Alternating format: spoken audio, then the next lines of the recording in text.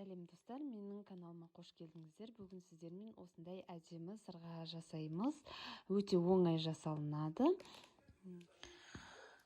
Яғни ол үшін бізге қажетті заттар мына қара түсті бисер, мынандай қоңыр түсті бисер, сосын мынандай екі розовый түсті бисер, екеуі екі түрлі. Біреуін мынау розовый түсті мен видеода ашық түсті розовый деп тоқимын. Міне мынандай розовый. Видеода негізінде розовыйға онша ұқсап тұрған жоқ, розовый екенін білініп тұрған жоқ.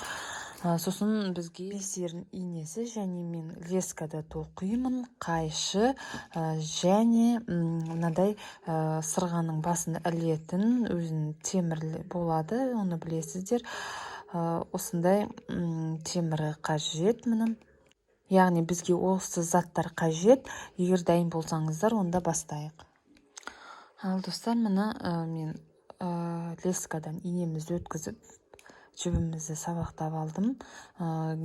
Негізінде қатты ұзын қылып алмай қойыңыздар. Енді біз ең алдымен мынау бөлшегін тоқимыз, яғни мына жақтағы осы басын тоқимыз, одан соң астындағы мынандай шашақтарын тоқимыз. Бұл шашаққа негізінде өте ұзын болу керек, яғни жібіміз, лескамыз. Оны сізге қазір жұмыстың ортасында көрсетемін, қалай қосатынымызды. Ал енді дайын болсақ, бастайық. Ең алдымен бізге 4 қара бисер алу керек. 4 бисерімізді алдық. Енді жіптің соңына қарай алып келеміз. Осынша жіп қалдырсаңыздар жеткілікті аяқ жағына. Сосын осы бисерден төменнен жоғары қарай инемен қайтадан өтіп шығамыз.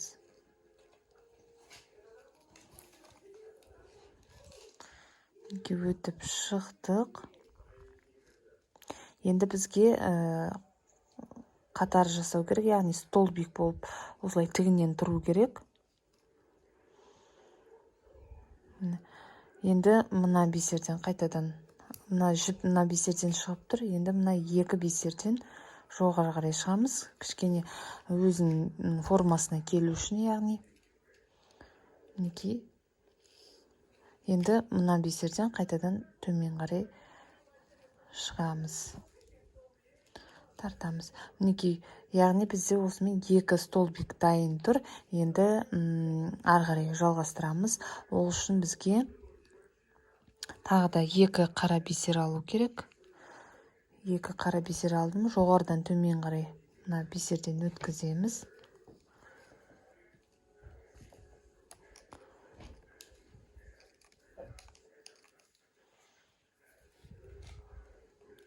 Өткіздік. Енді сол екі бисерден қайтадан жоғары қарай шығамыз. Яғни үшінші қатар осымен аяқталады. Қатар емес, яғни бұл столбик болады. Бізде бар жоғы 11 болу керек бұндай столбиктің. 1, 2, 3, яғни 3 столбикті бітірдік. Енді тағы да екі қара бисер аламыз. Енді төменнен жоғары қарай бисерден өтеміз. Тартамыз. Енді сол алынған бисерден қайтадан төменге қарай шығамыз. Енді тағы да екі қара бисер аламыз. Жоғарыдан төмен қарай қара бисерден өткіземіз.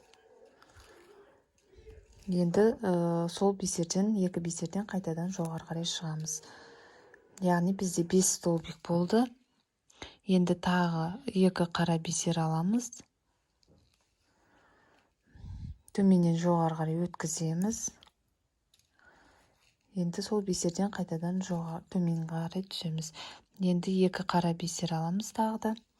Жоғарыдан төменге қарай өткіземіз. Сол бисерден қайтадан жоғары қарай шығамыз.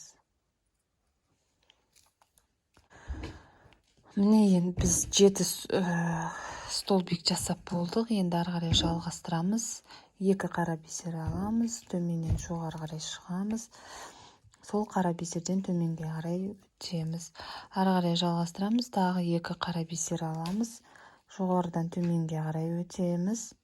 Яғни кезек-кезек осылайынан өткізіп шығамыз. Төменнен жоғары қарай сол бисерден қайтадан шығамыз. Енді тағы 2 қара бисер аламыз. Төменнен жоғары қарай өтеміз енді. Сол бисерден қайтадан төменге қарай шығамыз. Яғни енді бізде ең соңғы 2 қара бисер қалды. Яғни 11-ші қатар осымен аяқталады.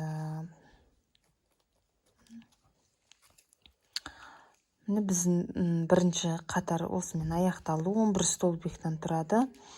Енді біз екінші қатарды бастаймыз. Яғни екінші қатар мына жоғарғысынан, ол үшін бізге 4 қара бисер алу керек. Ең басында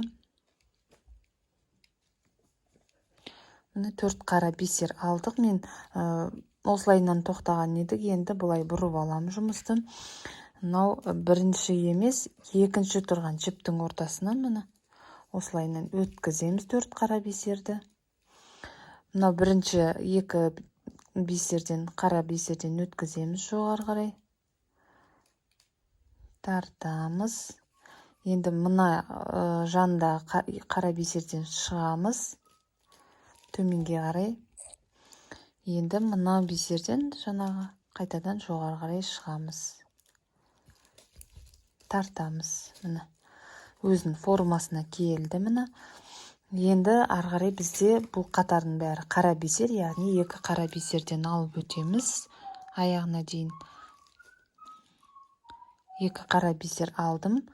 Мына жіптің ортасынан өткіземіз. Жоғары қарай сол қара бисерден шығамыз.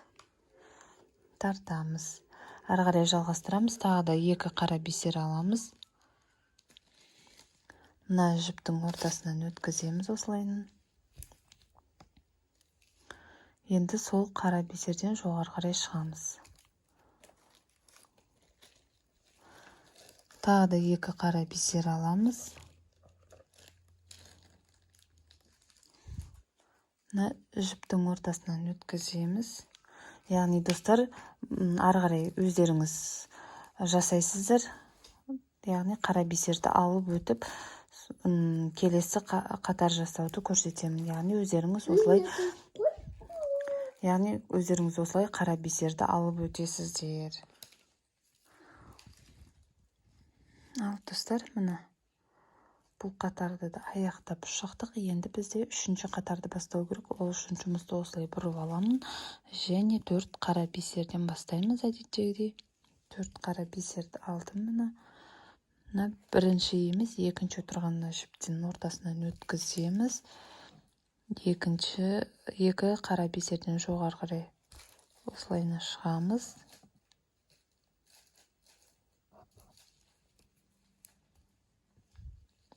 Сосын қасындағы қара бисерден төменге қарай шығамыз да, мына қара бисерден қайтадан жоғары қарай шығамыз. Тартамыз. Ары қарай жалғастырамыз. Енді бізде 2 қара бисер аламыз.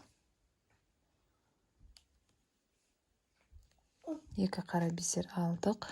Мына жіптің ортасынан өткіземіз. Жоғары қарай шығамыз. Осы 2 бисерден енді бізге 1 қара бисер және 1 розовый бисер. Сіздерге жаңа басында айтпаппын. Бізге мынау бас жағын тоқу үшін тек 2 ғана түс бисері қолдану керек. Яғни қара мен розовый түсті, ашық розовый түсті қолданамын.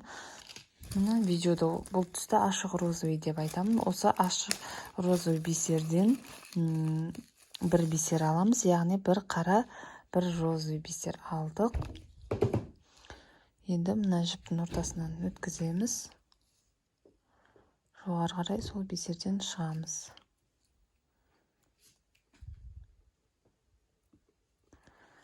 Тартамыз, дұрыстаймыз. Енді 2 розовый бисер аламыз. 2 розовый бисер алдық. Мына жіптің ортасынан өткіземіз.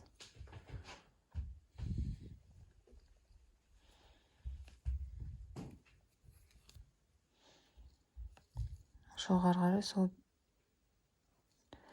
розовыйдан қайтадан шығамыз. Ары қарай жалғастырамыз. Енді бізде бір розовый бисер және бір қара бисер аламыз. Мына жіптің ортасынан осылай өткіземіз. Сол розы мен қарадан жоғары қарай қайтадан шығамыз. Ары қарай бізде тек қара бисерлер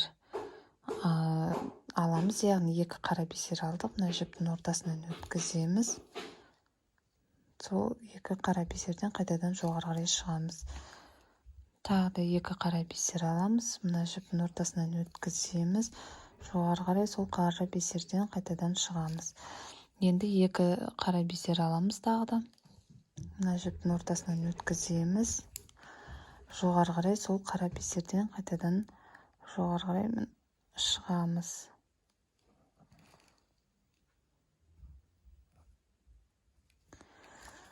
Міне осындай болып шығады. Енді бізде төртінші қатар бастаймыз. Жұмысты бұрып аламыз, яғни ол үшін 4 бисер аламыз. 4 қара бисер алдық. Мына екінші жіптен өткіземіз осылайынан. Екі қара бисерден жоғары қарай шығамыз. Жанда екінші қарадан төмен қарай өтеміз. Мына екі қара бисерден жоғары қарай қайтадан шығамыз. Өткізіп алдық. Енді ары қарай бізде екі розовый бисер аламыз. Екі розовый бисер алдық. Мына жіптің ортасынан өткіземіз. Жоғары қарай сол екі розовыйдан қайтадан шығамыз. Тартамыз, түзейміз. Ары қарай тағы екі розовый бисер аламыз. Екі розовый алдық. Мына розовыйдан жіптің ортасынан өткіземіз. Жоғары қарай сол розовыйдан қайтадан шығамыз. Ары қарай бізде енді екі қара бисер аламыз. Мына жіптің ортасынан қара бисерден қайтадан жоғары қарай шығамыз. Тартамыз. Ары қарай бізде тағы екі қара бисер аламыз. Мына жіптің ортасынан өткіземіз. Жоғары қарай сол розовыйдан қара бисерден шығамыз. Енді бізде бір қара бисер және бір розовый бисер аламыз. Бір қара, бір розовый алдық. Мына жіптің ортасынан өткіземіз осылайынан. Енді сол розовый мен қарадан жоғары қарай қайтадан шығамыз. Ары қарай жалғастырамыз. Енді бізде соңғысы екі қара бисер аламыз. Мына жіптің ортасынан өткіземіз. Жоғары қарай сол қара бисерден екі қара бисерден инемен өтіп шығамыз. Осымен бізде төртінші қатар аяқталады. Өттік. Енді жұмысты бұрап аламыз да, ары қарай жалғастырамыз. Яғни бесінші қатарды бастаймыз. Ол үшін бізге әдеттегідей жұмыстың бастағанда 4 қара бисер аламыз. Яғни 4 қара бисер алдық. Мына екінші жіптен өткіземіз. Сол екі қара бисерден жоғары қарай шығамыз да, жандағы екі қарадан төмен түсеміз. Енді мына екі қарадан жоғары қарай қайтадан өтіп шығамыз. Өттік. Енді ары қарай жалғастырамыз. Ол үшін бізге бір қара және бір розовый бисер алу керек. Бір қара, бір розовый алдық. Мына жіптің ортасынан өткіземіз. Жоғары қарай сол қара мен розовыйдан инемен өтіп шығамыз.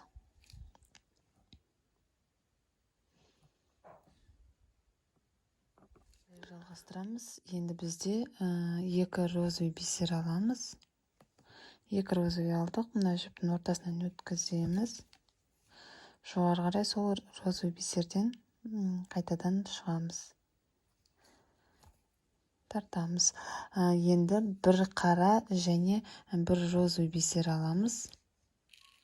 Бір қара, бір розовый алдық. Мына жіптің ортасынан өткіземіз. Жоғары қарай сол қара мен розовыйдан шығамыз. Енді бізде ары қарай екі қатар қара бисер алып өтеміз. Яғни бірінші екі қара бисер алдық, жіптің ортасынан өткіземіз. Сол қарадан қайтадан жоғары қарай шығамыз, ары қарай жалғастырамыз. Екі қара бисер аламыз. Екі қара бисер алдық, мына жіптің ортасынан өткіземіз. Жоғары қарай сол қара бисерден қайтадан инемен өтіп шығамыз. Тартамыз. Міне осындай болып шықты. Ары қарай бізде 6-шы қатарды бастаймыз. Яғни ол үшін 4 қара бисер алу керек. 4 қара бисер алдық. Мына екінші жіптен өткіземіз осылайынан. Сол екі қара бисерден жоғары қарай осындай шығамыз. Жандағы екі қара бисерден өтеміз. Жоғары қарай мына екі қара бисерден қайтадан айналып шығамыз. Тартамыз. Ары қарай жалғастырамыз. Енді бізде бұл қатар аяғына дейін қара бисерден өтеді. Қара бисер алып өтеміз, яғни 4 рет екіден қара бисер алып өтеміз. Оны өздеріңіз жасайсыздар. 6-шы қатарды осымен аяқтадық. Енді 7-ші қатарды бастаймыз. 7-ші қатарды дәл жаңағыдай 6-шы қатарды бастаған сияқты 4 қара бисерден бастаймыз. Бұл қатарда тек қара бисерлерден тұрады. Яғни 7-ші қатарды бастаймыз. Ол үшін 4 қара бисер аламыз. Мына екінші жіптен осылаймен өткіземіз. Сол қара бисерден қайтадан жоғары қарай шығамыз. Төмен қарай мына қара бисерден қайтадан өтіп, жоғары қарай мына екі қара бисерден қайтадан шығамыз. Енді бұл қатар тек қана қара бисерден тұрады, яғни екі қара бисер алдық. Мына жіптің ортасынан өткіземіз. Сол екі жіптен қайтадан жоғары бисерден жоғары қарай шығамыз. Ары қарай тағы екі қара бисер аламыз. Ал достар, 7-ші қатарды аяқтадым. Енді 8-ші қатарды бастаймыз. Бұрып аламыз жұмысымызды. Енді бізге 3 қара бисер және 1 розовый бисер алу керек. 3 қара, 1 розовый бисер алдық. Енді мына жіптің ортасынан, екінші жіптің ортасынан өткіземіз. Жоғары қарай сол розовый мен қарадан өтіп, мына екі қарадан төменге қарай шығамыз.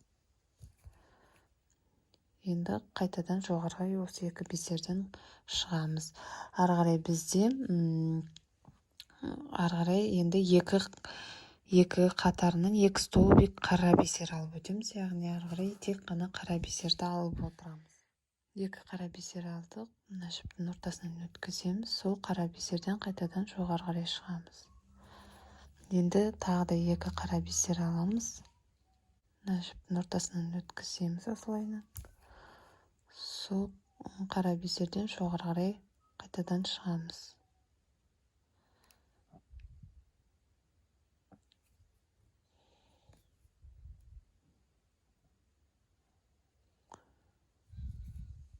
Шықтық. Енді бізде 9-шы, 10-шы қатар қалды. Яғни тек қана қара бисерден 9-шы қатар және 10-шы қатар, екі қатар тек қара бисерден ғана алып отырамыз. 10-шы қатарды бастаймыз. Ол үшін бізге 4 қара бисер алу керек. Мына екінші қара бисерден өткіземіз осылайынан. Жоғары қарай шығамыз. Мына екі қара бисерден қайтадан жоғары қарай шығып, мына екі бисерден төмен түсеміз. Екі бисерден қайтадан жоғары қарай шығамыз. Енді тағы да екі қара бисер аламыз. Мына жіптің ортасынан осылайынан өткіземіз. Жоғары қарай сол екі бисерден қайтадан жоғары қарай өтеміз. Тартамыз. Мінекей, енді соңғы бізде 10-шы қатар.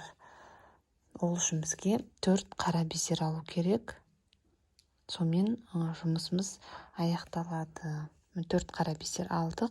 Мына екінші жіптен өткіземіз. Тартамыз. Қара бисерден шығамыз. Мына екі қара бисерден. Мына қара бисерден төмен түсеміз. Мына қара бисерден қайтадан жоғары қарай шығамыз. Осымен бізде сырғамыздың жартысы аяқталады. Енді міне байқап отырсаңыздар, мына жіп қалып қалды. Ол жіпті мына бисерлердің ортасынан осылайынан өткізіп, артығын кесіп тастаймыз. Міне сіздерге түсінікті болды деп ойлаймын. Яғни бас жағындағы бөлігін сырғаның осымен аяқтадық.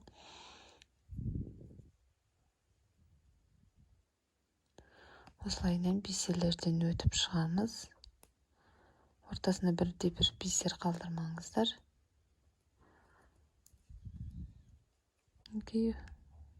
Осылайынан бисерлерден өтіп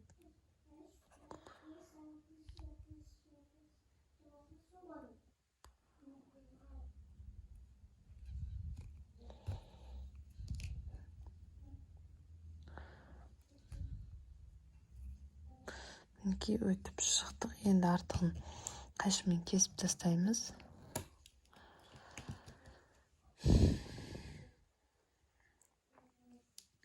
Міне осындай болып шығады. Енді мына жақтағы да кішкене жіп қалды. Сол осы жіпті инеден өткізіп, бұл артық жіпті де осылайынан бисерлерден өтіп, артық жіпті кесіп тастайтын боламыз. Яғни мына қара бисерлерден өткізіп,